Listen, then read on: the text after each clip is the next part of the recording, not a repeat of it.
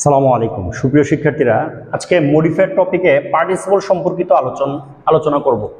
Participle জিনিসটা কি? আমাদের পরীক্ষায় বলে যে পার্টিসিপল ইউজ করতে, তো আমরা পার্টিসিপলের সাথে আরেকটা বিষয়ের সাথে কানেক্টেড থাকে জেরান্ড। আমরা জানি জেরান্ড মানেও ভার্বের সাথে আইএনজি, পার্টিসিপলও ভার্বের সাথে আইএনজি, তবে জেরান্ড নাউনের মতো কাজ করে আর পার্টিসিপল কাজ করে অ্যাডজেক্টিভের মতো। দ্যাট মিনস পার্টিসিপল হলো এক প্রকার অ্যাডজেক্টিভ। তো আমাদের পার্টিসিপল প্রকার মধ্যে আছে প্রেজেন্ট পার্টিসিপল। প্রেজেন্ট পার্টিসিপল বলতে ওই যে ভার্বের সাথে আইএনজি যেটা আমরা বলি, এটাই প্রেজেন্ট পার্টিসিপল। যদি পরীক্ষায় পার্টিসিপল বললেও ভার্বের সাথে আইএনজি দিব, প্রেজেন্ট পার্টিসিপল বললেও ভার্বের সাথে আইএনজি দিব। কিন্তু পাস্ট পার্টিসিপল কিন্তু ভার্বের তৃতীয় রূপ, মানে থার্ড ফর্ম। আমরা ভার্বের থার্ড ফর্মকে পাস্ট পার্টিসিপল বলি। আর পারফেক্ট পার্টিসিপল হলো ওই যে থার্ড ফর্মের পূর্বে একটা হ্যাভিং শব্দ যোগ করা, তাহলেই পারফেক্ট পার্টিসিপল হয়ে যায়। এখন এটা কিভাবে অ্যাডজেক্টিভের মতো কাজ করে যদি আমরা বুঝতে চাই, যেরকম আমরা বলি এ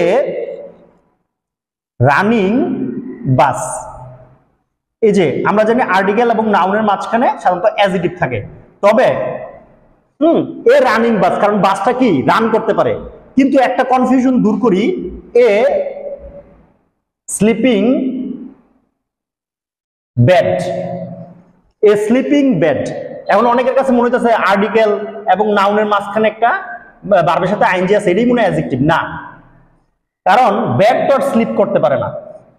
স্লিপিং বেড, বেড বিছানা তো স্লিপ করতে পারে না, তাহলে এই ভার্বের সাথে আইএনজিটা মূলত পার্টিসিপল না। এই ভার্বের সাথে আইএনজি মূলত যেহেতু নাউনের মতো কাজ করছে, দ্যাট মিন্স যখন আলাদা করা যায়, বাস ইজ রানিং কিন্তু বেড ইজ স্লিপিং, এটা তো বলা যায় না।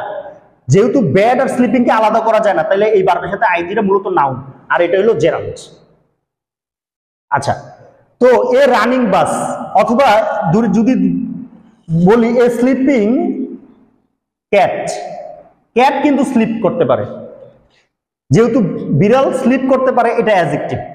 ঠিক আছে, তো যাই হোক, যদি আমাদের পার্টিসিপল বা প্রেজেন্ট পার্টিসিপল বলে আমরা ভার্বের সাথে আইএনজি করব, হ্যাঁ, আর ওই ভার্বের সাথে আইএনজিটা তখন কিসের কাছে মতো কাজ করবে? অ্যাডজেক্টিভের মতো কাজ করলেই তখন পার্টিসিপল হবে। আচ্ছা, এখন পাস্ট পার্টিসিপল কি অ্যাডজেক্টিভের মতো কাজ করে কিভাবে? যেরকম আমরা বলি একটা স্পোকেন ক্লাস, একটা স্পোকেন ক্লাস সাধারণত আর্টিকেল এবং নাউনের মাঝখানে যেই শব্দটা থাকে এটা অ্যাডজেক্টিভই হয়, আর ভার্বের থার্ড ফর্ম কিন্তু ন্যাচারালি অ্যাডজেক্টিভের কাজ করে।